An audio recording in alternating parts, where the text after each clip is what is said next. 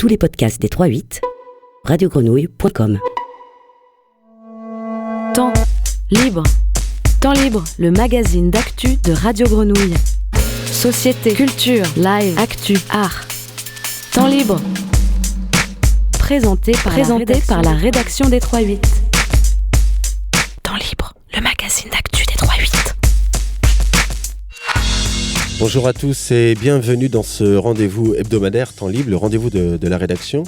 Un temps libre un peu particulier aujourd'hui, enregistré aux rencontres du cadre de ville, une journée de discussion, d'échange proposée par l'association Robin des Villes au théâtre du Merlan. Alors Robin des Villes est une association que nous à Radio Grenouille, nous avons à de multiples reprises croisées lors de nos radios de quartier. Vous savez que la ville de Marseille est une ville en pleine mutation urbaine. De nombreux quartiers font l'objet d'un plan de rénovation urbaine et d'autres quartiers sont transformés par l'opération Euroméditerranée. Et puis il y a des dynamiques de concertation qui sont mises en place un peu partout. Et puis c'est aussi toute une métropole en chantier qui est en train de s'inventer. Alors depuis quelques mois, Radio Grenouille, avec ses radios de quartier, tente de comprendre le sens de cette mutation, les espoirs qu'elle soulève et les limites de la politique de la ville. Alors politique de la ville, remis aujourd'hui en discussion à travers la vieille question de la mixité sociale. Cependant, nous, à Radio Grenouille, nous pensons, avec d'autres, que la politique de la ville doit aussi se co-construire avec les habitants et que c'est sans doute à partir d'elle qu'une démocratie locale, plus participative, plus contributive et sans doute aussi écologique peut s'inventer. Alors donc, aujourd'hui, dans ce temps libre, à l'occasion donc de ces journées cadres du ville proposées par Robin des Villes, eh bien, nous allons discuter de se construire et habiter autrement. Émission donc en 2 séquences. Habiter autrement, c'est cette question des jardins partagés ou solidaires, mais c'est aussi l'enjeu de l'habitat participatif. Et puis, eh bien, construire autrement, eh bien, on va se saisir de cette opération Quartier Libre Saint-Charles-Belle-de-Mai. On en avait déjà parlé à Radio Grenouille. Il y a un grand projet de repenser le centre de la métropole à venir sur ce quartier Saint-Charles et Belle-de-Mai. Il y a eu des concertations. On avait entendu Claude Renard, le collectif Brouette et compagnie. Ils étaient venus nous en parler à Radio Belle-de-Mai. Alors pour cette émission, de nombreux invités autour de la table. Tout d'abord, Fabien Bressan, qui est délégué général de l'association Robin des Villes. Bonjour Fabien Bressan. Bonjour. Délégué général de l'association Robin des Villes, qui chapeaute donc la ville de Marseille, Lyon et Paris. Ce sont les 3 villes où vous sévissez. Oui, c'est les 3 villes où on sévit. Alors, je ne sais pas si on les chapeaute, mais en tout cas, c'est là où on fait des actions. Alors, justement, ces actions, peut-être quelques mots sur l'endroit où vous intervenez dans ces enjeux de mutation urbaine. Je crois que votre souci, c'est cette question de comment la ville se transforme. Et il semble que, pour vous, transformer la ville, c'est d'abord partir d'une approche sensible. C'est partir d'une approche sensible et puis partir d'une approche des gens qui habitent la ville, qui la vivent au quotidien, donc habitants, citoyens, usagers. Et dans les 3 villes où on sévit, comme vous avez dit, l'idée c'est que vraiment on reparte des usages et des besoins des gens pour leur proposer des projets. Et non pas l'inverse, c'est-à-dire proposer des projets qui viendraient par au-dessus. Et pour ce faire, on intervient sous 3 modes d'action. Un mode plus éducatif, donc très très à l'amont on va dire. On essaye d'intervenir dans la création et l'animation d'ateliers pédagogiques, alors beaucoup auprès d'enfants mais de plus en plus aussi auprès d'adultes. Des actions plus sur l'espace public de sensibilisation, donc faire découvrir la ville, comment ça marche. L'idée derrière étant de donner un peu des clés de lecture de ce que c'est qu'une ville et comment elle peut évoluer, qui l'a fait et à quel moment, qui serait peut-être en amont de certains projets. Et là on passe par des petits événements de type balades urbaines, etc., jusqu'à l'événementiel comme ce qui nous rassemble aujourd'hui. Alors justement, 2 mots peut-être sur ces rencontres du cadre de ville. Quelle est la philosophie ? C'est quoi ? C'est des tables rondes, des ateliers, des moments d'échange, d'expérience ? C'est un peu tout ça. C'est assez important pour l'association puisque c'est l'événement qui a fondé les Robins. Les premières rencontres du cadre de ville, elles ont eu lieu en 96 à Vaux-en-Velin. Et l'asso a été créée quelques mois après, en 97.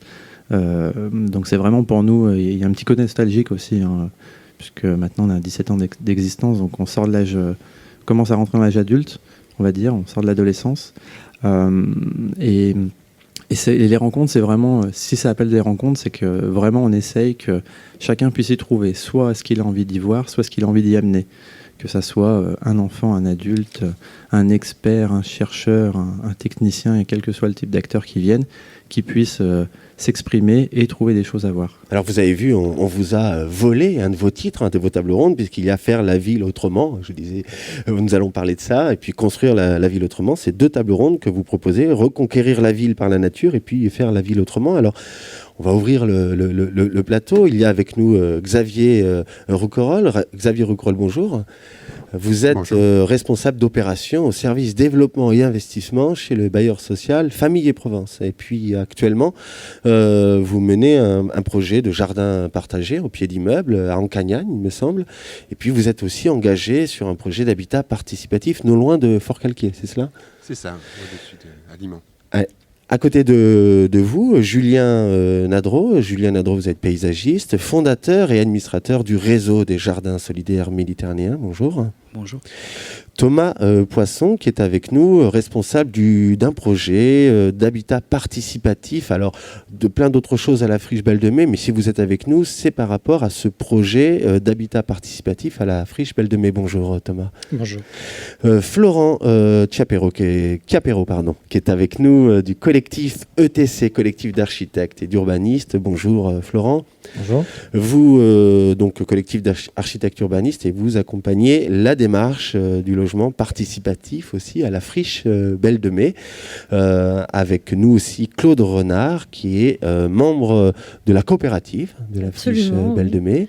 Comme collège de proximité, donc d'habitants et d'acteurs. Et vous êtes aussi membre du collectif Brouette et compagnie, un collectif d'habitants à la Belle de Mai. Avec Anaïs notamment, un collectif anarchiquement cohérent, mais qui se glisse avec ruse dans les interstices possibles encore. Et une fois de plus, vous êtes glissé dans le plateau de Radio Grenouille. Anaïs, effectivement, qui est avec nous. Anaïs Alliot, bonjour. Bonjour. Vous êtes urbaniste aux clés de la cité. Et comme le disait Claude Renard, vous êtes aussi membre du collectif Les Brouettes. Tout à fait. Alors je crois que nous avons fait le tour de table. Tous nos invités sont là. Je disais, émission de séquence, habiter autrement, construire autrement. Mais avant... Société, culture, live, actu, art. Temps libre. Le magazine d'actu de Radio Grenouille.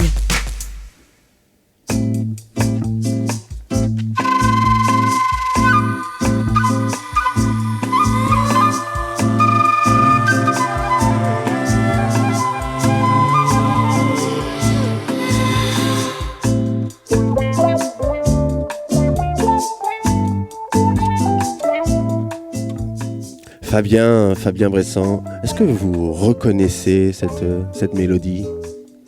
Pas du tout. Ça vous dit rien, Dalida, Alain Delon? Quelqu'un reconnaît cette mélodie qu'on entend?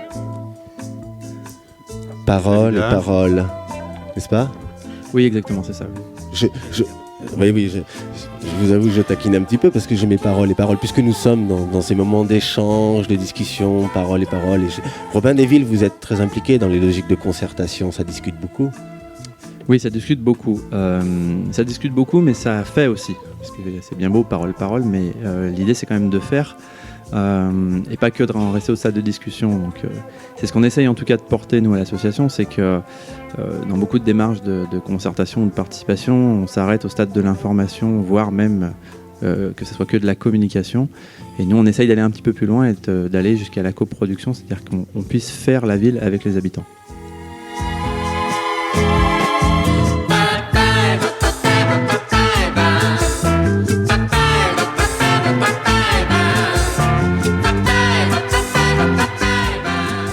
Mais Fabien Bressan, vous êtes aux endroits de concertation, j'imagine que parfois vous devez toucher des limites. La concertation aujourd'hui est très à la mode, on verra sur les questions de concertation, on va y revenir. Tous les projets de concertation ne sont pas démagogiques, bien entendu. Mais aujourd'hui, la concertation est disons, d'une certaine manière, très, très à la mode.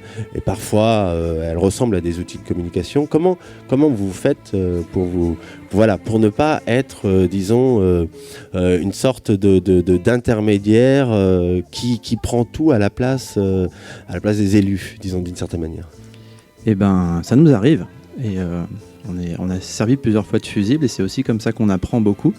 Néanmoins, le fait aussi d'être une association et de défendre certaines valeurs peut faire que si on voit que ça se passe trop dans ce sens-là, on peut aussi nous reprendre une casquette associative, mettre nos compétences peut-être qui vont peut-être certainement parfois un petit peu plus loin au niveau juridique, etc., que ce que peuvent faire les habitants, et les mettre à leur disposition. Peut-être, ça nous est arrivé parfois de partir sur des recours, sur des blocages de projets. Alors c'est moins fréquent qu'il y a une quinzaine d'années, puisqu'il y a de plus en plus de démarches de concertation qui sont transparentes et honnêtes, mais le fait d'être une association nous permet encore cette liberté-là. Il y a un progrès. Il y a un réel progrès, il y a une réelle prise en compte. Ça va pas assez vite pour les habitants, ça va pas assez vite pour le quotidien, mais il y a une réelle prise en compte. Il y a de plus en plus de professionnels, de techniciens, des gens des professions qui pensent que les habitants ont quelque chose d'intéressant à dire. Et il y a de plus en plus d'élus qui acceptent une certaine remise en cause d'une partie de leur pouvoir en tout cas, et d'aller dans des processus un petit peu de codécision, tout simplement parce qu'on se rend compte que les projets répondent mieux aux attentes, sont mieux appropriés et sont plus pertinents techniquement.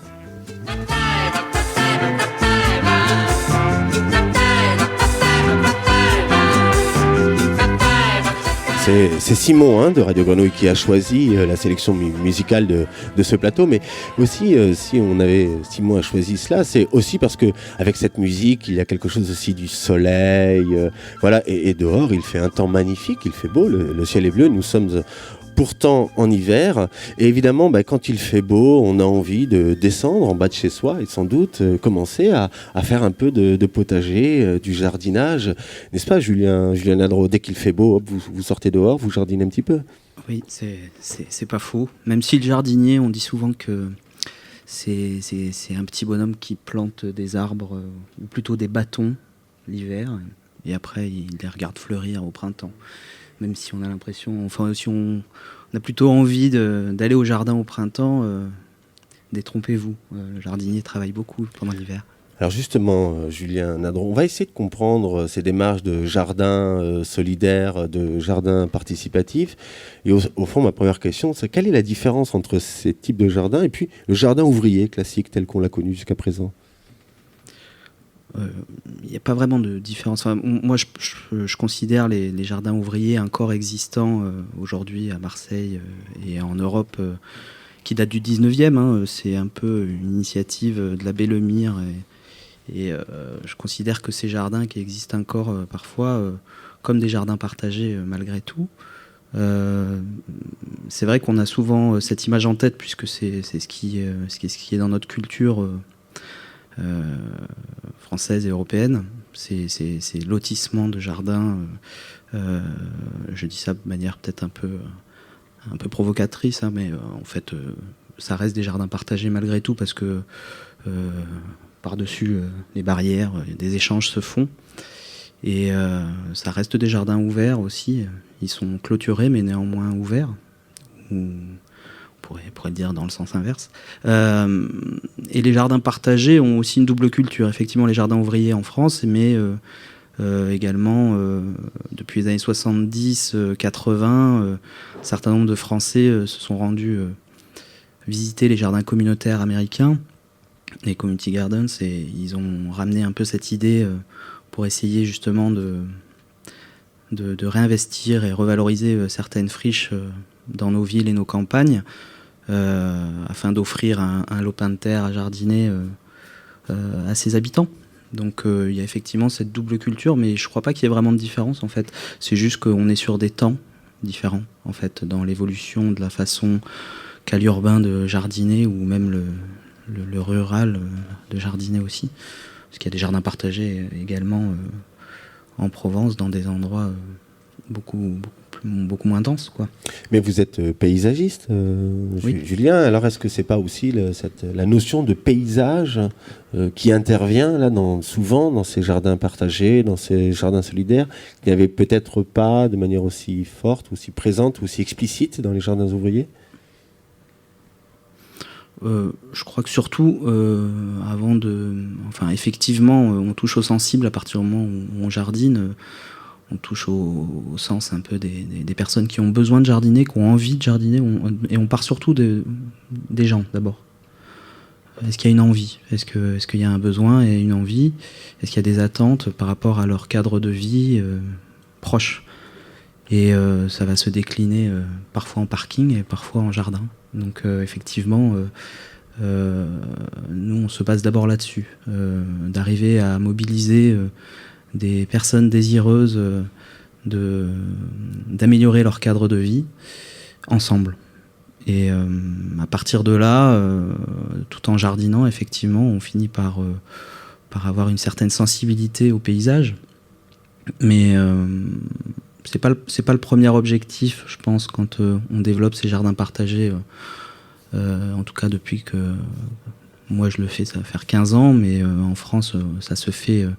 Un des premiers jardins partagés, pas loin d'ici, près de la passerelle de Plombières, là, à la Belle de Mai. La fraternité de la Belle de Mai avait développé un jardin sur une traverse là, de Gibraltar, et ce jardin, il existe depuis plus de 20 ans aujourd'hui.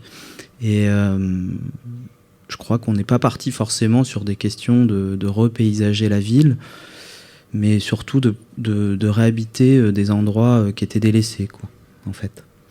Ce réseau des jardins solidaires méditerranéens, qu'est-ce que c'est que ce réseau ? C'est un réseau de partage d'expériences, de savoir-faire ? C'est cela essentiellement ? C'est exactement ça. C'est souvent le cas des réseaux de manière générale, mais il s'est créé en 2006 de l'initiative. En fait, moi, à cette époque-là, j'étais dans les quartiers nord de Marseille à participer à l'animation et au développement d'un jardin partagé qui s'appelle le Jardin des Ors, qui est près de l'hôpital Nord, au niveau de Saint-Antoine.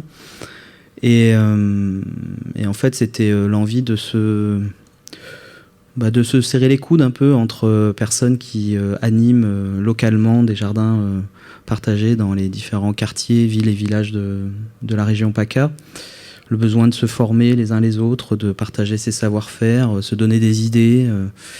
Et effectivement, on se serrait un peu les coudes aussi parce que finalement, des fois, on a un peu la tête dans le guidon ou dans notre râteau. Et puis, il y a des choses qui finissent par nous dépasser un petit peu, que ce soit d'un point de vue économique ou politique. Et puis, on a besoin un peu de se soutenir les uns les autres. Et c'était un peu ça d'abord. Donc, une vie associative assez forte et un désir de se rassembler. Et de fil en aiguille, après, l'expertise de certains ont permis de faire de ce réseau un accompagnateur au développement de ce type de projet dans la région PACA, faire de la formation, etc., etc. Xavier Rouquayrol, vous travaillez donc au bailleur Famille et Provence. Jusqu'à présent, on pensait que les bailleurs construisaient des maisons. Et maintenant, vous êtes donc engagé dans la construction de jardins partagés. Pourquoi un bailleur s'engage-t-il dans ce genre de projet ? Alors en fait au début, c'est vrai qu'il y avait une volonté de la part de Famille Provence de faire évoluer un peu sa relation avec ses locataires. Ça partait d'un constat, le fait qu'il y avait un peu une distance de plus en plus importante entre l'institution, le bailleur et ses locataires. Et puis quelque part un oubli un peu de notre vocation de base, une vocation sociale qui se transformait un peu comme une vocation commerciale, c'est-à-dire que les locataires nous voyaient avec un peu de méfiance. Enfin, c'est ce qu'on pouvait constater quelquefois dans les réunions qu'on organisait avec eux. Et c'est là où déjà un des aspects qui nous a fait nous questionner et se dire il y a quand même un problème, on est là quand même pour nos locataires et il y a un message qui passe plus. Il y avait aussi en même temps un deuxième aspect qui était des problèmes auxquels on était confrontés dans le quotidien, et notamment tout le personnel de terrain, qui n'étaient pas des problèmes techniques de nos compétences, qui dépassaient largement nos compétences, mais qui étaient des problèmes beaucoup plus complexes sur lesquels on n'avait pas d'emprise. Donc il y a eu un moment où on s'est dit... Du type, ces problèmes sur lesquels vous n'avez pas d'emprise ? Des problèmes de voisinage, des problèmes d'isolement, des problèmes sociaux d'une manière générale, mais pour lesquels c'est plus soit des collectivités qui peuvent avoir, la politique de la ville qui peut avoir une action sur ces actions-là, sur ces problèmes-là, mais pas forcément le bailleur. Nous, c'est vrai qu'en tant que bailleur, on est un peu le dernier interlocuteur en fait sur le terrain. Et on voit ces problèmes-là dans le quotidien parce que justement c'est notre personnel de terrain qui voit les problèmes, quoi. Donc en fait par rapport à ces problématiques-là, on s'est dit ça serait bien de changer notre relation avec les locataires, donc d'aller vers eux différemment, donc de rencontrer peut-être des partenaires sociaux sur le quartier qui ont une habitude en tout cas de travailler, d'aller à la rencontre de nos locataires qui les connaissent, et puis de désinstitutionnaliser un peu notre statut de bailleur, de l'humaniser un peu, donc d'aller à leur rencontre, de les écouter et puis de mieux les comprendre. Donc ça, c'était l'objectif de base. Et puis finalement, on se rend compte que c'est un peu le fil de la pelote qu'on tire, et puis alors on se dit, tiens, ça serait quand même pas mal de pouvoir faire participer nos locataires à l'amélioration du cadre de vie. Bon, très bien, mais en même temps, on a quand même des difficultés aussi. Enfin, un projet, ça se monte, c'est compliqué à monter pour un bailleur. Il y a des dossiers de financement, il y a beaucoup de choses en tout cas qu'il faut respecter. On ne fait pas non plus des projets pour une minorité d'habitants, on les fait pour un ensemble de locataires. Donc une difficulté à lâcher un peu l'emprise quelque part, et puis contrôler. C'est une relation de confiance en fait qui doit s'installer petit à petit. Par rapport donc à ce projet de jardin, c'était clairement monter ce projet avec l'association le PADES qui travaille donc sur un modèle un peu particulier qui sont donc les jardins familiaux de développement social, les JFDS, qui traitent à la fois de l'autoproduction, donc c'est donner en fait affecter des parcelles à des locataires qui vont des parcelles donc d'une vingtaine de mètres carrés, donc relativement grande, en tout cas pour permettre de la production donc de fruits et légumes, enfin surtout des légumes pendant toute l'année. Puis après, il y a un travail aussi en même temps, sur l'alimentation aussi en même temps. Donc par rapport à cet outil jardin, on va traiter aussi en même temps d'autres problèmes auxquels sont confrontés les habitants. Et puis il y a aussi en même temps cette dimension urbaine, donc de lieux de rencontre, de lien social dans le quartier, qui est quand même assez forte dans ce modèle de jardin, qui nous a séduit. Donc le PADES développe ce modèle-là. Et l'objectif pour nous, en tant que bailleurs, c'était de se dire, on va faire un test, entre guillemets, en Cagnane, donc à Aix-en-Provence. On va développer ce modèle-là. L'objectif, c'est de le développer en plusieurs phases, de le monter aussi en même temps avec un modèle qui est compatible avec notre façon de monter des projets, donc avec une partie investissement où là vraiment on montait ce projet de jardin comme une opération de requalification d'espace extérieur normal, et puis un volet social qu'on identifiait spécifiquement pour pouvoir après derrière quantifier, savoir exactement combien ça coûtait déjà et ce que ça pouvait apporter aussi en même temps aux habitants pour pouvoir après derrière le dupliquer, le transposer sur d'autres territoires et donc s'en saisir. Cette démarche d'un bailleur qui ne se contente plus finalement de loger, mais qui se préoccupe de l'environnement, de la proximité en fait du logement, c'est nouveau, ça, comme démarche. Comment vous aujourd'hui, les bailleurs, ou en tout cas vous, dans votre société, comment c'est partagé par l'ensemble des équipes? Ça va de soi? C'est la dynamique maintenant sur tous les nouveaux projets qui viennent, ou c'est encore au stade expérimental? Parce que j'imagine que là, vous découvrez des nouveaux champs de compétences. Alors le problème, c'est que par rapport à notre fonction initiale, le bailleur il est là pour construire, donc c'est du logement social, donc il n'est pas là pour aller au-delà de ces compétences-là. Et là, clairement, on dépasse nos compétences. Ce qu'il faut comprendre et ce qu'on essaie justement de favoriser, c'est la résolution de problèmes, donc à une autre échelle, qui au final vont impacter la résolution de problèmes du bailleur. Mais pour ça, c'est vrai qu'en effet, il y a un nouveau modèle de gouvernance qui doit se mettre en place dans les quartiers, auquel doivent participer les collectivités, l'ensemble des bailleurs aussi en même temps, l'État, et qui nécessite justement de retravailler et de redéfinir un peu le rôle de chacun, donc avec un opérateur qui va peut-être pas forcément très concrètement refaire chaque année ces petites bordures d'espaces verts parce qu'elles ont été abîmées ou pas forcément entretenues, mais plus justement essayer de faire un projet dont les habitants puissent se saisir. Donc ça, c'est forcément un investissement qui est plus important à la base, mais derrière, le bailleur peut complètement s'y retrouver à plusieurs niveaux, autant d'un point de vue au niveau de l'espace, de la qualité d'espace, mais aussi en même temps du lien aussi en même temps que ça peut créer par rapport aux habitants. Donc globalement, la valorisation d'un patrimoine du cadre de vie pour ses habitants, c'est clairement notre fonction. Mais ça nécessite vraiment, en tout cas, une redéfinition du rôle de chacun des acteurs à l'échelle d'un quartier. Julien Nadreau, j'entends un peu dans ce que dit Xavier Rouquayrol que finalement, le jardin peut aussi être pensé comme un outil de médiation ou un intermédiaire pour résoudre des problématiques périphériques. Est-ce qu'on peut le penser comme ça aussi, le jardin ? Oui, on peut le penser comme ça. Je pense que ça peut être une conséquence heureuse qui arrive lorsqu'un jardin se développe dans un quartier où effectivement des problématiques peuvent être rencontrées, soit au niveau social, environnemental, etc. Ce qui est intéressant, je trouve, et pour rebondir un peu sur ce que tu disais, c'est que effectivement, c'est un bon média pour essayer de se responsabiliser les uns les autres sur la qualité de notre cadre de vie et de notre cadre de ville, là, puisqu'on est en rencontre de cadre de ville, c'est un petit peu ça, et on se rend compte finalement que pendant très longtemps, on n'a peut-être pas suffisamment laissé la main peut-être aux habitants pour participer effectivement à l'amélioration de leur espace de vie. Et je trouve que effectivement, ça peut être le jardin devient une solution intéressante. On dit régulièrement que c'est un peu un centre social à ciel ouvert, donc effectivement, il peut remplir un petit peu toutes ces fonctions, à la fois éducatives. Ça remobilise pas mal de personnes de tout âge, et on se rend compte qu'ensuite, ça donne envie aussi aux jardiniers finalement de se responsabiliser peut-être un peu plus avec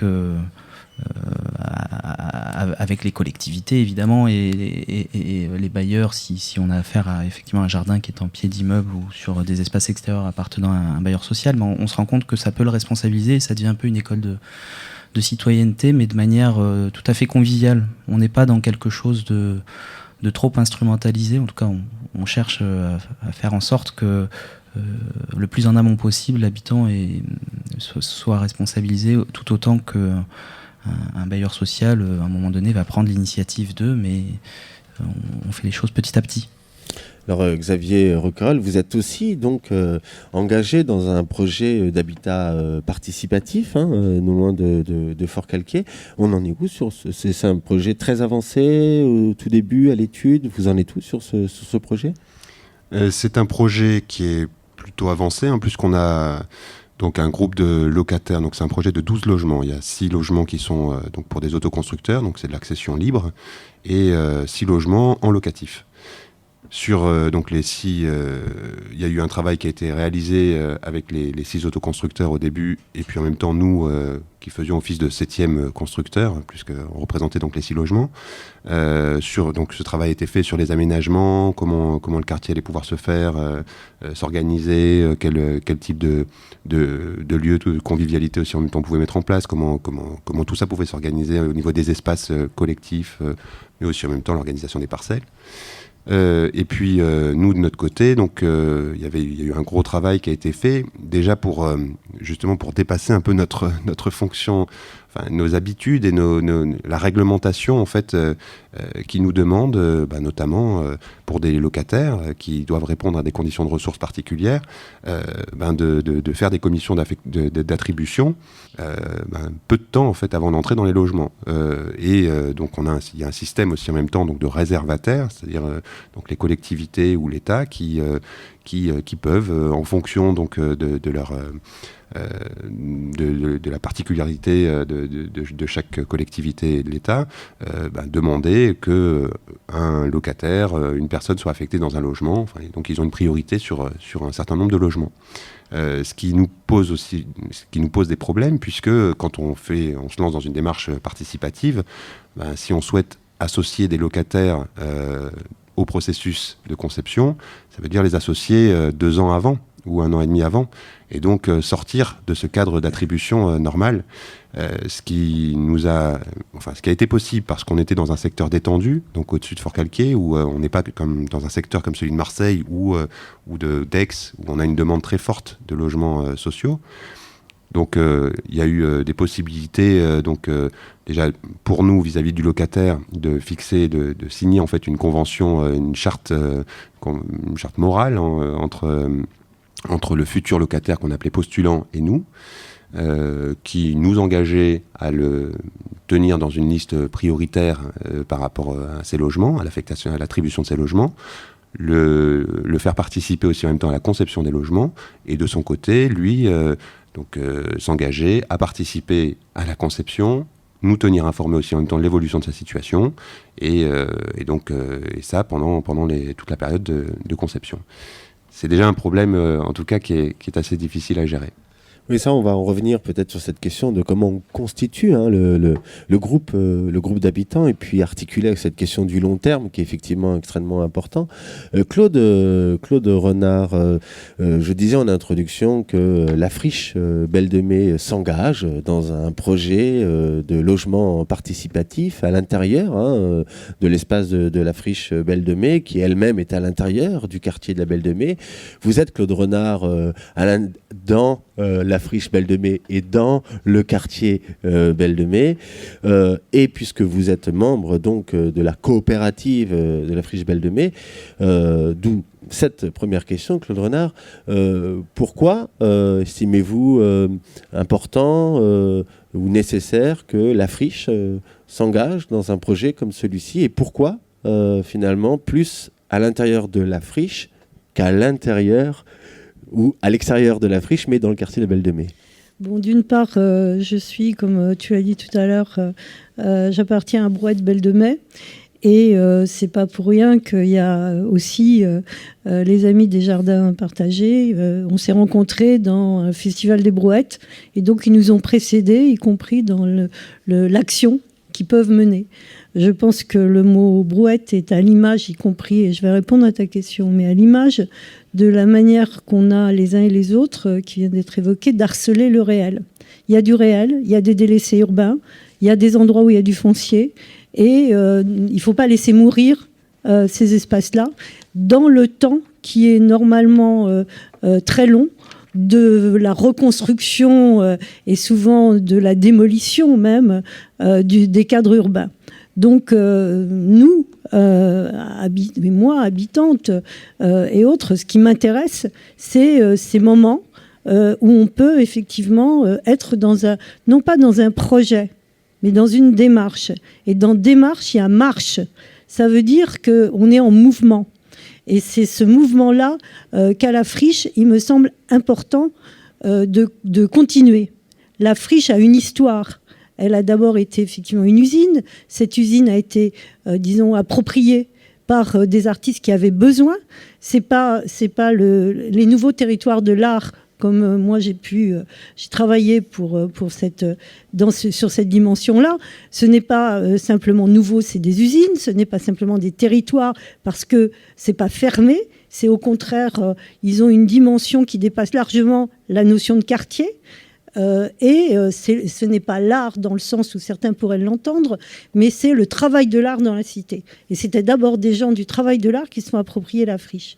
Qu'à partir du moment où on a eu la chance que non pas d'autres friches, de pouvoir être réhabilitées d'une manière tout à fait intéressante, mais qui laissent des vides. Et ça fait aussi partie de la friche, c'est de ne pas avoir voulu remplir tout. Et dans ces vides, la question s'est posée de qu'est-ce qui pourrait, effectivement, par rapport aux idées qui avaient été proposées au départ, au mode d'aménagement, prolonger la vie de cet espace-là, pas le laisser. Voilà. C'est en ça que l'habitat participatif peut devenir, et pour le quartier, les habitants et autres, une nouvelle démarche dans laquelle ils y trouveront ce que sans doute les artistes de la friche ont essayé de trouver aussi. Donc c'est une rencontre entre des acteurs qui se rencontreraient pas forcément, qui sont des habitants qui ont besoin, et surtout dans ce quartier et à Marseille, d'un logement social, une rencontre avec un territoire qui a vécu une expérience de réhabilitation d'une manière très particulière, puisque le chantier s'est fait avec et en même temps qu'il était utilisé par les artistes. Alors si on va à la friche Belle de Mai, on se rendra compte que finalement ce projet est dans une continuité, continuité avec la crèche, continuité avec le jardin des rails, continuité avec le playground aussi qui se développe. Thomas Poisson, peut-être vous pourriez nous dire un petit peu comment s'organise par le processus. Xavier Roquerolles parlait du long terme. Je crois que vous travaillez sur plusieurs phases aussi. Là, on est au tout début. Vous êtes, je crois, encore en recherche d'un bailleur sur ce projet. Peut-être cette première phase, rencontrer des bailleurs. Facile, pas facile. Vous pouvez vous autoriser, même s'il y a un bailleur avec nous. Oui, en effet, le projet de logement, il fait partie du schéma directeur de la friche. Donc, c'est un schéma d'aménagement qui avait été conçu au départ avec Jean Nouvel, puis amplifié avec Patrick Bouchin. Et c'est vrai que dans la continuité de l'expérimentation qui a pu se faire au niveau de la friche sur les arts et la culture, il y avait aussi l'idée d'expérimenter la manière de faire de la ville, de manière de construire la ville ensemble et autrement. Et donc du coup, le projet d'habitat participatif, pour nous, c'était essentiel qu'on revienne au cœur du projet et à l'essence du projet, c'est-à-dire à remettre l'usager, en l'occurrence l'habitant, au cœur du processus. Et donc du coup, on a essayé de réfléchir un peu comment on avait la maîtrise du foncier. Il nous fallait à la fois trouver des partenaires, donc des personnes en compétences, des opérateurs qui savent construire du logement social. Donc il y a eu déjà toute une approche faite auprès de différents bailleurs, et puis essayer de voir le bailleur qui puisse nous ressembler le plus ou qui ait envie d'expérimenter. Donc là, on est en train de finaliser notre choix. On peut avoir une idée du nombre de logements que cela représente ? Alors l'opération, telle qu'on l'a définie là, avec un groupe de travail, donc Claude Renard a fait partie, et ça nous a permis de fixer un peu les objectifs quantitatifs, donc ce serait autour de 15 à 20 logements pour des familles. L'idée également, c'était de répondre à d'autres besoins, et puis qui ferait un peu la particularité ou la singularité de l'opération, c'est de réaliser aussi des logements d'étudiants, puisqu'on est en train de construire un centre de formation au métier du spectacle, l'IMMS. Donc là, l'idée, c'était de proposer entre 5 et 10 logements étudiants ou jeunes travailleurs. Et puis aussi, on a une problématique de logement, d'hébergement d'artistes à la friche, des artistes qui sont là de passage, quelques jours, quelques semaines, quelques mois. Et donc, l'idée, c'était de réfléchir sur cette manière d'habiter à la friche avec ces différentes personnes, ces différents types de foyers. Voilà. Vous avez décidé de vous associer pour ce projet avec deux groupes, le groupe Ici Même, qui est un groupe d'artistes, et puis le collectif ETC, dont Florent Capéro est avec nous, collectif donc d'architectes et d'urbanistes, pour travailler donc sur la démarche. Pourquoi avoir fait le choix de vous associer comme ça avec ici même Grenoble, je crois, et collectif ETC. Qu'est-ce qu'il vous apporte et pourquoi cette démarche ? Donc, comme je disais, l'enjeu de ce projet, c'est de repartir de la base, c'est-à-dire qu'il faut aujourd'hui, pour que ce projet existe, qu'on puisse constituer un collectif d'habitants, un noyau dur de personnes intéressées par cette histoire, cette démarche. Donc, du coup, plutôt que de faire un processus peut-être classique d'appel à habitants avec une communication et puis des rendez-vous à différents endroits dans le quartier ou dans la ville de Marseille, on s'est dit, mettons en place plutôt une dynamique, un ensemble d'événements, d'actions qui amènent d'une part à poser ce sujet d'habiter autrement. Qu'est-ce que ça veut dire aujourd'hui habiter ? Comment on peut habiter ensemble et en même temps avoir des espaces plus privatifs ? Voilà. Donc on voulait à la fois apporter ce sujet, cette thématique, et en même temps, au cours de ces moments, voir les personnes qui seraient intéressées par rentrer dans cette démarche. Du coup, le collectif ETC, qui a une pratique un peu de travailler sur la construction, dans des processus participatifs, nous semblait intéressant, et de croiser cette pratique avec Ici Même, qui a aussi une approche très participative sur un peu l'urbanité, sur la manière dont on se sent dans la ville, on évolue dans l'espace. Voilà. Il nous semblait que ces deux collectifs avaient des choses à apporter sur ce sujet et à nous apporter à nous, et puis du coup, voilà, que ça résonne et que ça aille plus loin que la friche. Si je vous comprends bien, on est là à l'endroit où il faut constituer le groupe d'habitants. Il y a d'autres projets où les groupes d'habitants sont déjà constitués et puis vont solliciter un bailleur, ce qu'on appelle un peu les dynamiques d'autopromotion, quoi, d'une certaine manière. Là, c'est l'inverse. Voilà, plutôt une institution. Enfin, on peut parler de la friche comme une institution à cet endroit-là, sans doute, et qui vient, tenter de constituer un groupe d'habitants. Comment on pense la mixité sociale dans un projet comme celui-là? J'imagine qu'il faut avoir une certaine idée de ce que c'est que la mixité sociale. Je ne sais pas, Claude ou Thomas ou Anaïs, sans doute, ou même Florent Capero, peut-être répondre à ces questions. Mixité sociale, comment on fait? Mixité sociale, c'est comme participation. Hein. À l'époque où je travaillais à la délégation interministérielle à la ville, on appelait ça déjà la ritournelle. Donc il faut bien sortir des ritournelles. Et la manière de sortir des ritournelles, nous actuellement, je pense qu'il y a un certain nombre de gens qui sont autour de cette table, on essaye de sortir par le haut de cette idée-là, par la notion que certains développeront aussi, qui est la notion de maîtrise d'usage. Donc le problème n'est pas la mixité, c'est un mot un peu galvaudé. Ce qui sera très important, c'est que les futurs habitants, et il n'en manque pas, des gens qui n'ont pas de logement sur le quartier de la Belle de Mai, ou des artistes présents, etc., qui feront mixité très certainement. Mais l'important, c'est que ce groupe d'habitants ait la maîtrise de l'histoire de la construction et de la manière dont vont être habités ces espaces-là.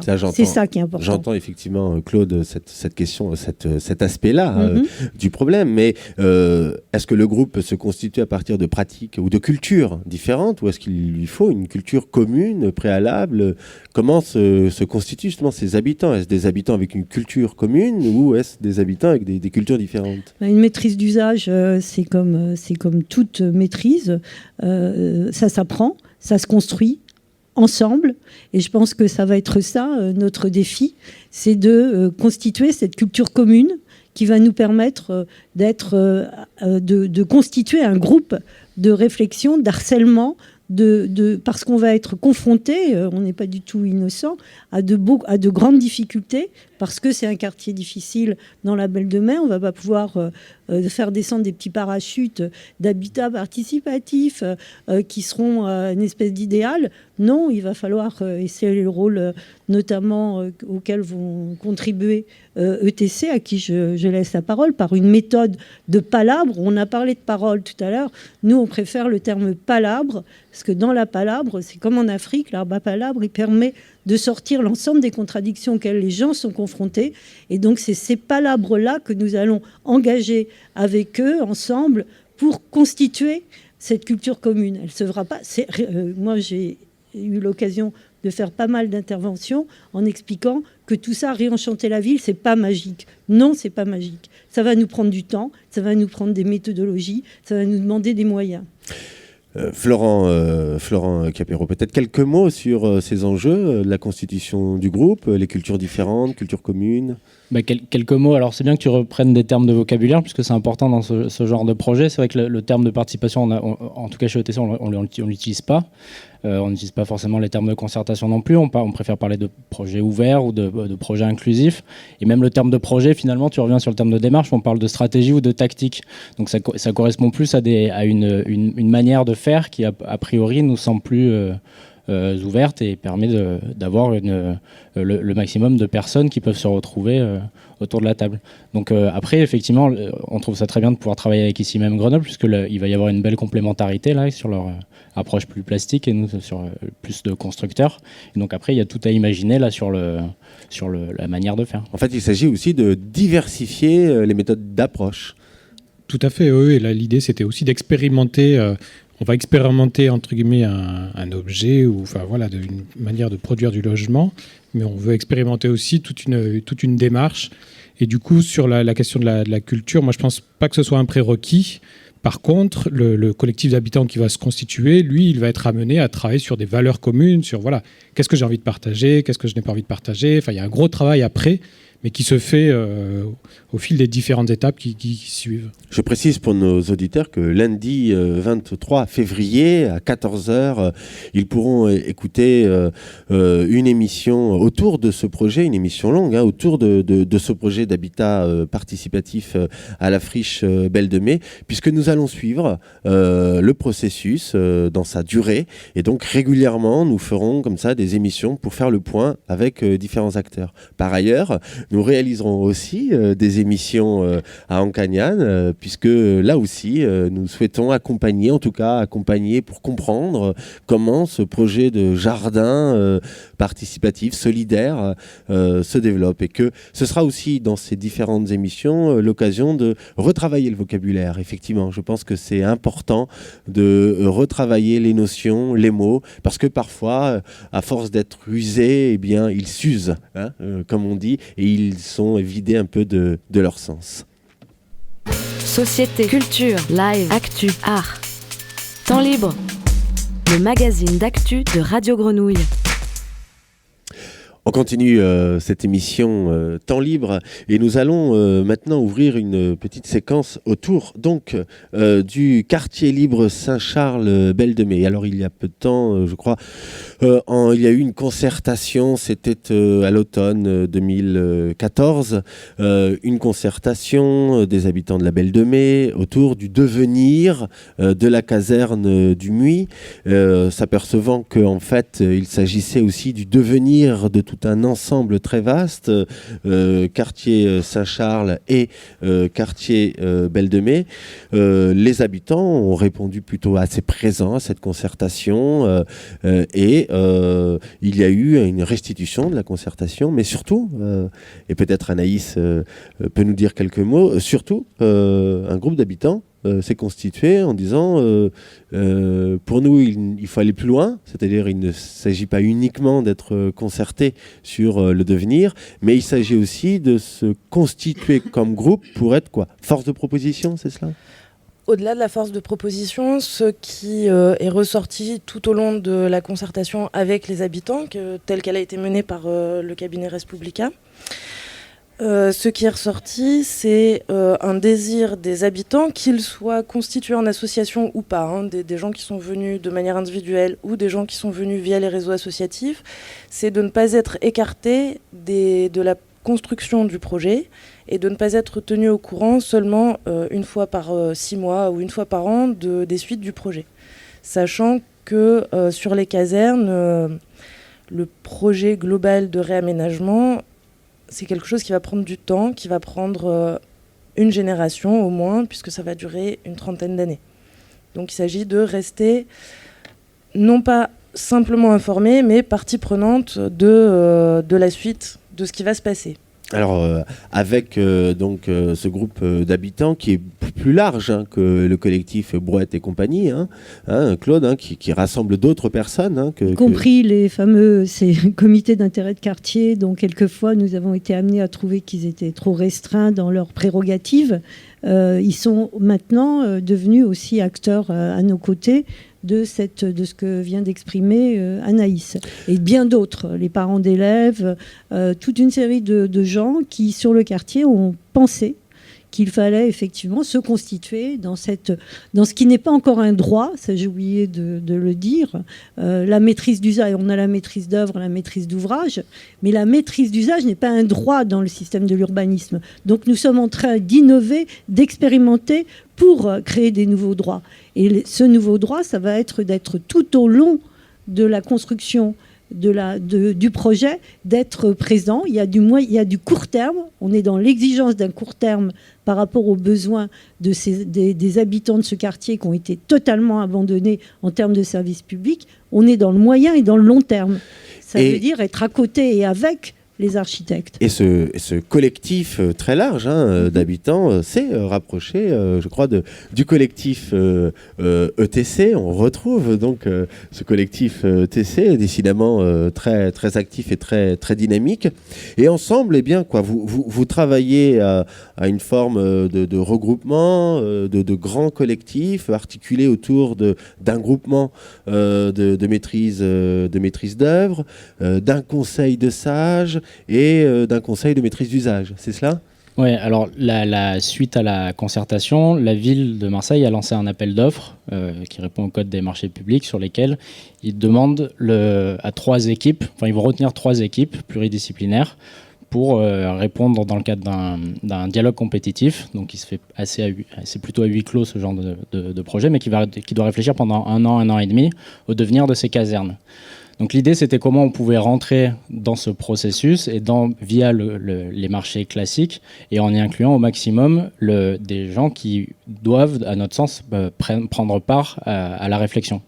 Donc l'idée, c'est de constituer ce qu'on appelait un triptyque avec un certain nombre d'acteurs qui ont des compétences requises dans le cadre des marchés publics. Donc il y a Nadeau Laverne qui est mandataire et qui est une agence parisienne qui a les capacités d'assumer ce genre de projet qui est assez lourd, assez long terme et à une échelle assez importante. Donc là, c'est le groupement de maîtrise d'œuvre. Oui, le groupement de maîtrise d'œuvre, il y a Nadeau Laverne, il y a nous, il y a Chloé Baudard qui travaille sur des casernes à Bordeaux.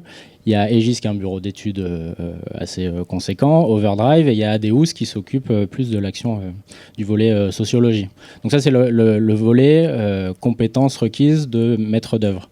Et à côté de ça, on a deux groupements, avec le groupement maîtrise d'usage, dont on vient de parler, qui regroupe tout un certain nombre d'acteurs, là, dont une trentaine d'acteurs, autant des habitants que des structures du quartier, et un conseil des sages qui est composé de Patrick Bouchin, de Philippe Paneret et d'Olivier Mongin, qui sont des figures un peu tutélaires qui permettent d'avoir une assise assez importante et d'apporter un autre regard. Donc la modalité de l'équipe et de ce triptyque, on pense qu'elle est assez intéressante et notamment elle pourrait servir de modèle dans l'écriture d'autres types de projets urbains.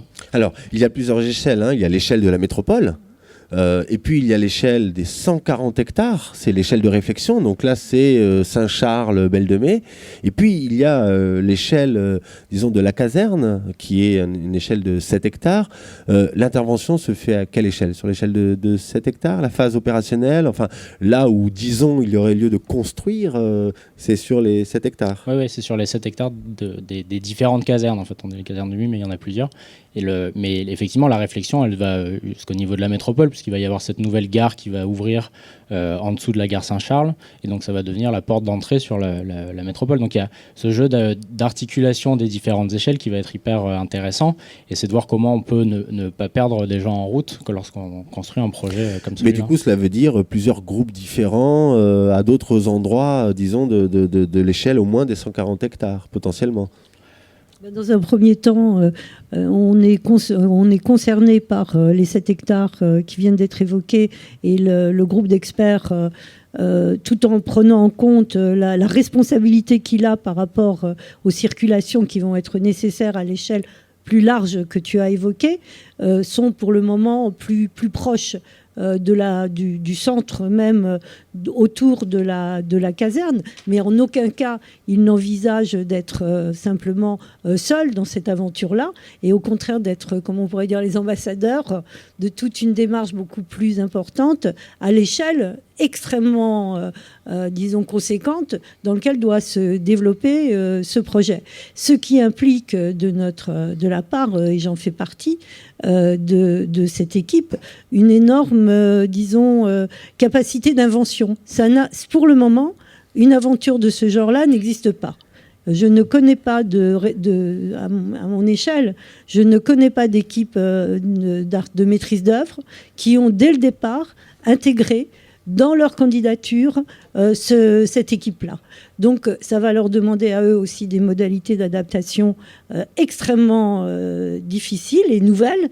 Et donc là, on est réellement, même si cela aussi, le mot est galvaudé, d'innovation que je ne supporte plus parce que ça veut plus rien dire, ça va demander effectivement d'inventer, je préfère l'inventivité, la co-construction qui va être au cœur de notre manière de travailler, de notre marche et de notre démarche, dans un espèce d'interstice qui va nous amener vers des rives inconnues. On n'est pas du tout sûr. On sera en capacité, je l'espère, et c'est un peu la confiance qu'on se fait réciproquement, d'être en permanence dépassés nous-mêmes par ce qui va pouvoir arriver, être proposé et être capable de l'intégrer au futur de cette aventure-là. Donc on se sent en pleine... quelquefois le mot expérimentation devient aussi galvaudé, donc on ne peut même plus appeler ça de l'expérimentation. On a mis nos brouettes et nos mains dans le charbon. On est quelque part des vrais mineurs de fond d'une nouvelle aventure. Voilà, on est dans les mines de sel de la construction. Florent ? Alors, c'est vrai que peut-être qu'une réponse comme ça, dans le cadre d'un marché public, et peut-être je ne sais pas si c'est nouveau ou pas, mais en tout cas, par la suite, des ateliers publics d'urbanisme qui sont quand même l'objectif de mettre en place, c'est des choses qui ont déjà été faites. Qu'est-ce que c'est que ces ateliers publics d'urbanisme ? Dans le cadre de la politique de la ville, il y a eu un certain nombre de villes, notamment aujourd'hui à Perpignan, par exemple, continuent à exister ces ateliers d'urbanisme. Ce que j'entendais tout à l'heure du bailleur social n'est pas né comme ça. Leur comportement, leur nouvelle manière de travailler est ancré dans l'histoire de la politique de la ville, qui avait su mettre en place des ateliers d'urbanisme où se confrontaient effectivement les citoyens, les aménageurs, les élus, et les techniciens. Donc c'était ça les ateliers d'urbanisme. Donc quelque part on préfigure, on préfigure pas ça existe, ça va nous aider effectivement à avancer, on va s'appuyer là-dessus, mais y compris en créer un atelier d'urbanisme, ça veut dire ce que j'ai expliqué tout à l'heure, un lieu de travail, d'éducation populaire, de tout ce qui va permettre de constituer cette fameuse culture commune d'échange. On n'est pas tous compétents sur tout. Et ça va être cette espèce d'espace qui va se construire et qui s'appelle atelier commun. Alors, nous arrivons au terme de cette émission. 1 heure, ça passe vite, mais nous avons comme ça en tout cas fait un peu le point sur l'état des lieux de quelques projets. Et puisque à Robin-des-Villes, eh bien, il y a cette pratique de faire des synthèses après des moments de discussion. Voilà, donc, chers camarades de Robin-des-Villes, Fabien Bressan, voilà le moment de la synthèse. Qu'est-ce que vous retenez finalement de ce qu'on a pu discuter, l'expérience du bailleur social Famille et Provence, la question de ce qu'on disait des jardins, et puis là, projet d'habitat participatif articulé avec ce projet innovant de regroupement d'architectes, maîtrise d'usage, maîtrise d'œuvre et conseil des sages. Si vous me permettez de ne pas faire la synthèse, parce que c'est quasiment impossible, et je ne suis pas en plus convaincu que ça soit tout le temps très bon, mais c'est simplement peut-être de se dire que tout ça, quand même, ça relève beaucoup de passion et d'engagement des uns et des autres. Quels que soient les dispositifs, les démarches, le vocabulaire, etc., on a quand même affaire à quelque chose qui est la vie, c'est-à-dire la vie des gens, et que c'est vraiment une histoire de passionnés, qu'on soit bailleur, qu'on soit habitant, qu'on soit technicien professionnel, et c'est simplement l'envie de bien faire ensemble. Après, l'objet, la démarche, ce qu'il en sortira, au final, c'est pas si important que ça. Mais si on a réussi à passer un bon moment, tous ensemble, eh ben, je crois qu'on aura déjà réussi pas mal de choses. Voilà. Eh bien, je crois que nous avons passé un bon moment, en tout cas, ensemble. J'espère que les auditeurs aussi. Peut-être peut-on réavoir notre petite musique d'ouverture pour bien signifier ce moment que nous avons passé ensemble. Finalement, un moment de discussion, n'est-ce pas, Sébastien ?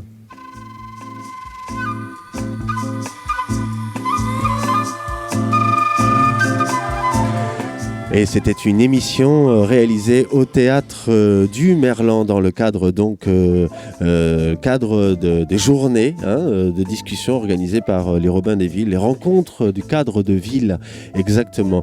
Au théâtre du Merlan, mais aussi à l'étage, d'ailleurs à la bibliothèque de cet espace qui est théâtre du Merlan, centre commercial, très étrange ici.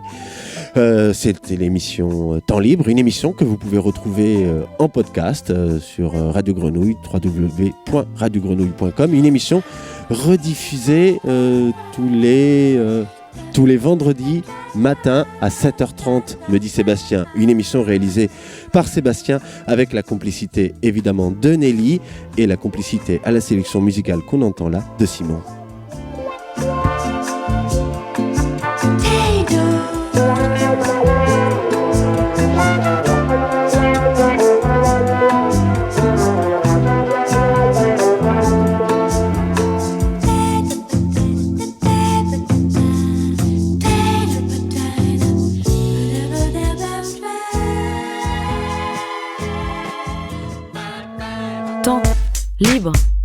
Temps libre, le magazine d'actu de Radio Grenouille. Société, culture, live, actu, art. Temps libre. Présenté par la rédaction des 3-8. Temps libre, le magazine d'actu des 3-8. Chronique, émission spéciale, sélection musicale. radiogrenouille.com